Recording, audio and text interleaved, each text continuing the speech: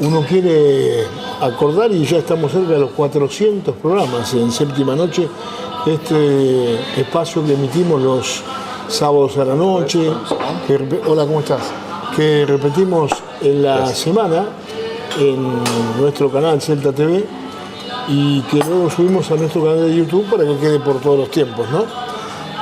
Con dirección técnica de Ariel Wolfram, desde La Perla, este lugar que nos recibe siempre tan afectuosamente, con los ricos cafecitos y nuestros invitados. Hoy vamos a hablar con un profesional muy destacado en la arquitectura, el arquitecto Sergio Legarreta, que está con nosotros. ¿Cómo estás, Sergio? Un gusto recibirte. ¿Qué tal, Héctor? ¿Cómo te va y cómo les va? Por Ariel también, gran amigo. Por Ariel también. Sí, amigo y vecino, Ariel. Amigo, vecino, de toda... Buena gente, muy buena gente, sí, él, su familia, todos muy bien. Bien. Bueno, en realidad hace tiempo que no charlábamos, pero conozco algo de tu vida que tiene que ver mucho con una profesión que tiene mucho de creatividad, de buen gusto, de trabajo, de pensar, de definir, de difundir, de qué sé yo, tanta cosa, ¿no? Exactamente, sí. ¿Qué es la arquitectura?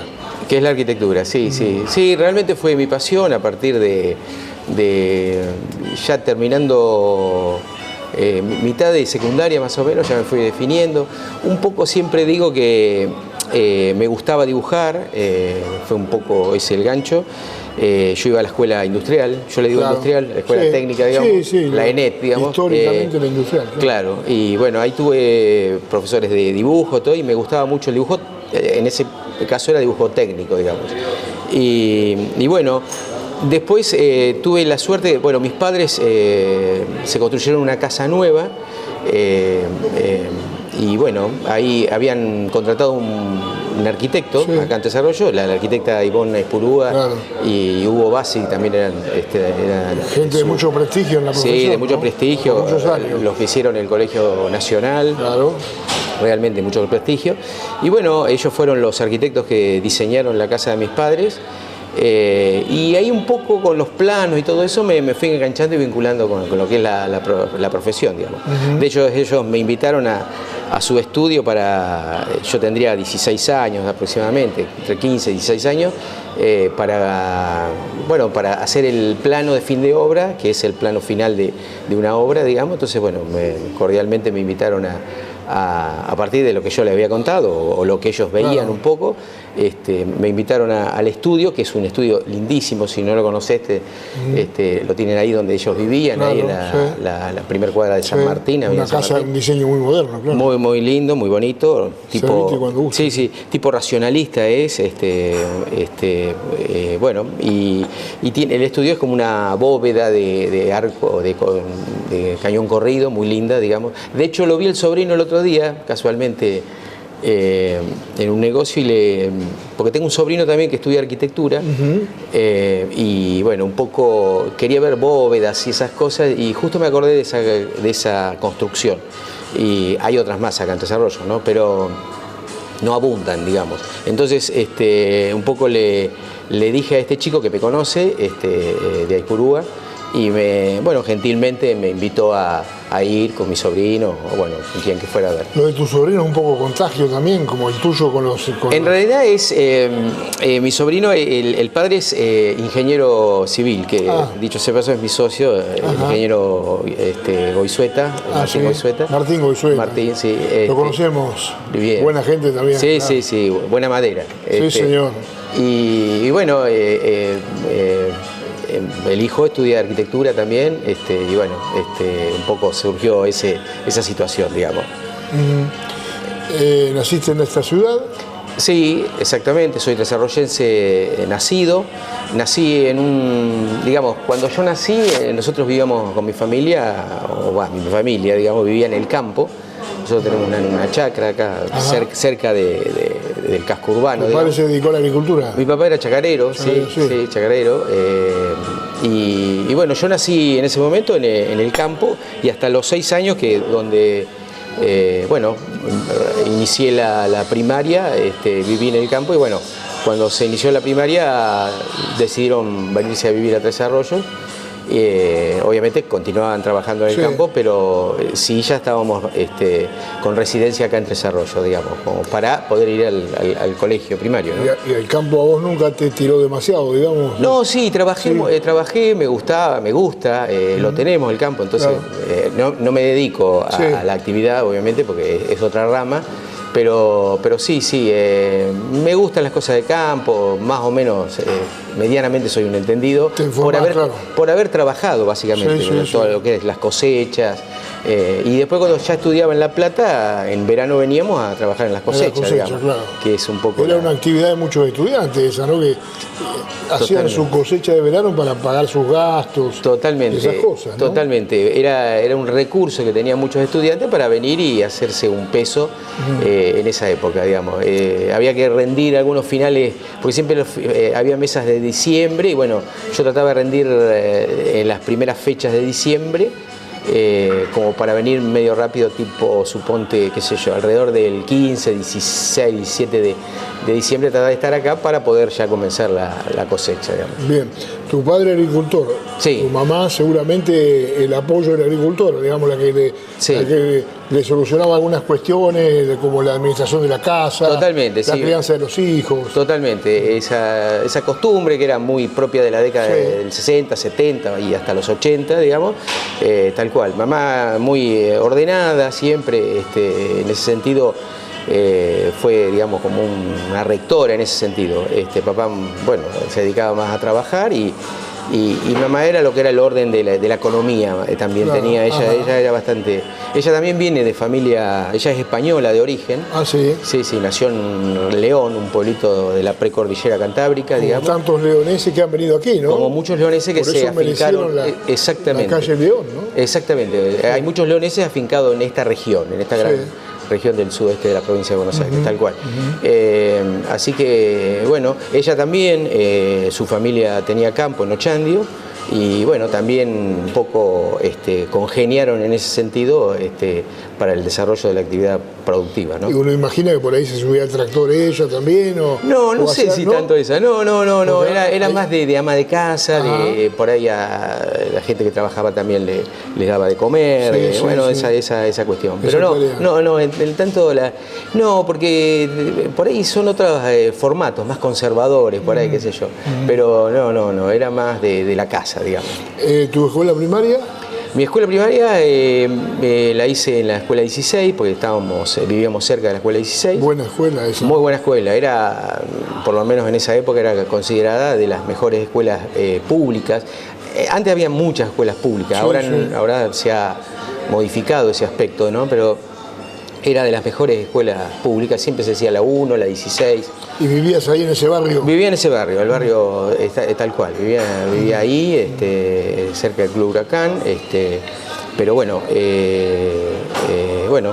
se dio que fuera la escuela ahí 16 y la verdad que tengo los mejores recuerdos de esa escuela, así que bueno. ¿Alguna maestra? Y varias, una era Elisa Villafranca, de la Carabela, digamos, la cual fue una excelentísima maestra, muy buena, me aguantaba mucho, me aguantaba, digo, por lo vago, no por era un poco inquieto. Y después el director, que era Emilio Pili, bueno, sí, ahí. ¿Y con los compañeros de la primaria te seguís viendo seguramente con algunos? Sí, con casi todos, algunos he dejado de verlos, otros no tanto,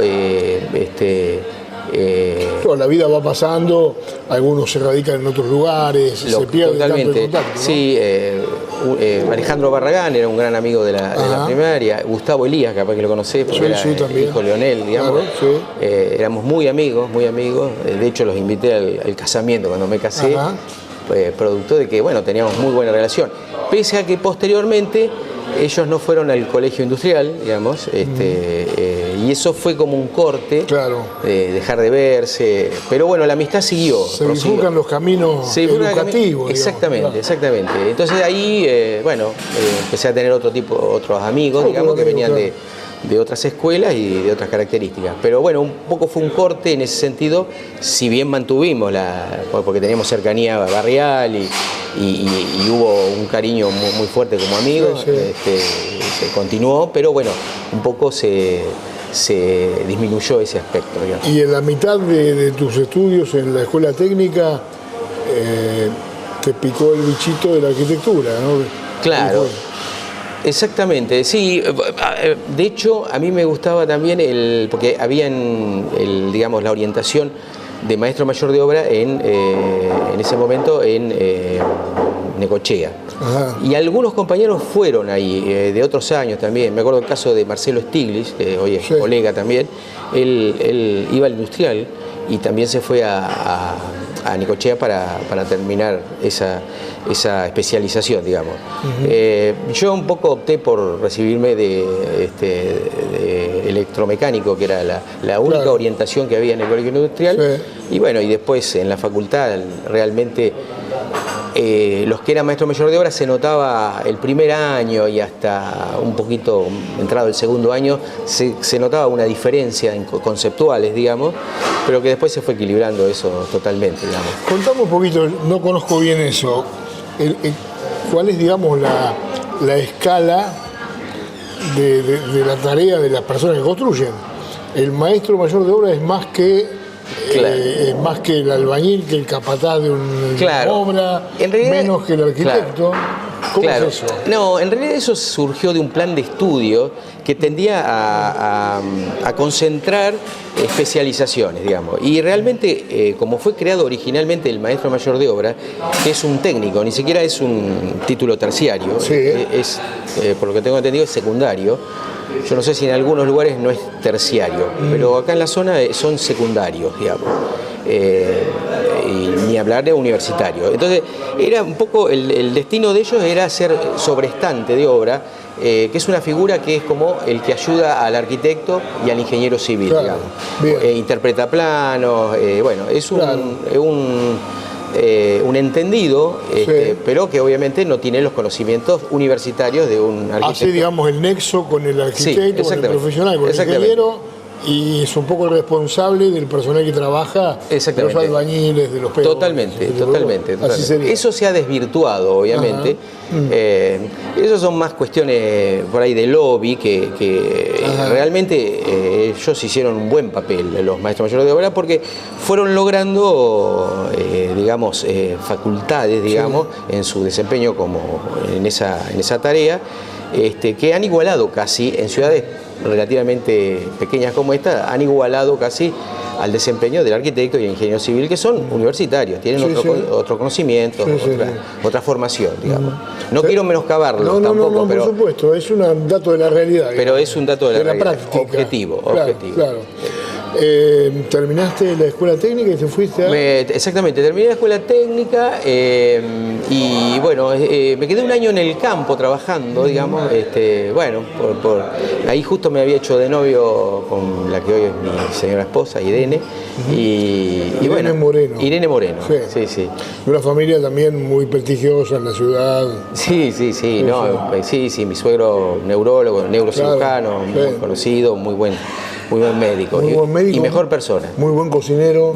Excelente cocinero. Muy buen relacionador público, digamos, con la gente. Muy querido. Por eso digo, era muy buen neurocirujano, pero mejor persona. Para mí era mejor persona porque fue un excelente suegro. A nosotros nos ayudó mucho, así que realmente no tengo más que agradecimiento para con él. Bien, y nos perdimos. Nos perdimos, no, yo me quedé un año en el campo porque ella había ido a estudiar a La Plata y yo me había ido a Mar del Plata, a estudiar arquitectura, pero a Mar del Plata. Y bueno, empecé el curso de ingreso, qué sé yo, y bueno, viste cómo son esas cosas. Dije, bueno, me quedo un año en el campo porque ya había decidido irme a La Plata, un poco por esa situación. Y bueno, para nada me arrepiento en el sentido de que fue una ciudad increíble. Para mí La Plata, bueno, me abrió un montón de situaciones, una ciudad vinculada a la cultura muy extraordinaria. Es increíble. A mí, el día de hoy que voy y sigo enamorado de esa ciudad, digamos. Además era la primera vez que vivías en no te digo megalópolis, pero sí una ciudad muy importante, ¿no? Totalmente, totalmente. Pasar de la infancia en el campo a una ciudad mediana chica. Sí, en esa época era más vale chica, digamos. Sí, claro. A ir por primera vez a La Plata, porque no había ido para inscribirme nada más. Y bueno, en ese sentido llegué a una ciudad que me encantó, me maravilló de entrada y me empezó a gustar mucho la carrera, digamos. También la carrera fue apasionante. Porque además tenías ejemplos en todas las cuadras, ¿no? Sí, de lo que era la arquitectura, lo que sigue siendo ahí en La Plata, todos los estilos. Totalmente, todos los estilos, ni hablar que tienen un edificio ícono, digamos, de la arquitectura, te diría, no me animo a americana, pero te diría también americana, pero sudamericana seguro, que es la catedral, que es un estilo neogótico, que es ejemplo en el mundo, digamos, de su constitución, de su construcción. Y a su vez también, que es considerada por la UNESCO un edificio histórico, la Casa de Le Corbusier está ahí también, que es la única construcción que hizo Le Corbusier, un arquitecto muy famoso, racionalista, que hizo en Sudamérica. Posiblemente no tiene mucha prensa eso. Entre nosotros que somos medio como una secta, por ahí sí, digamos, sí, pero es cierto, no tiene tanta prensa, puede ser que no tenga tanta prensa, pero realmente es una ciudad para el café. Sí, también. Para estudiarla en el caso de ustedes. Sí, para conocerla. O para admirarla en el caso de los que por ahí nos pueden contar. Fue un médico de La Plata, Juan Curuchet, un médico que era traumatólogo, me parece, que aparte era inventor de elementos para operar y para, creo que, cirujano o traumatólogo, no me acuerdo, me parece cirujano. Entonces le escribió una carta a Le Corbusier, que vivía en Francia, en París, y bueno, y le escribió, y Le Corbusier era así, se enganchaba con algunos temas o no, y bueno, se enganchó y le hizo una casa, digamos. La dirigió un gran arquitecto también argentino, que era Amancio Williams, que es, por ahí lo vas a conocer, Héctor, de Mar del Plata, la Casa del Puente, o la Casa del Arroyo, digamos, es el que diseñó esa casa, digamos.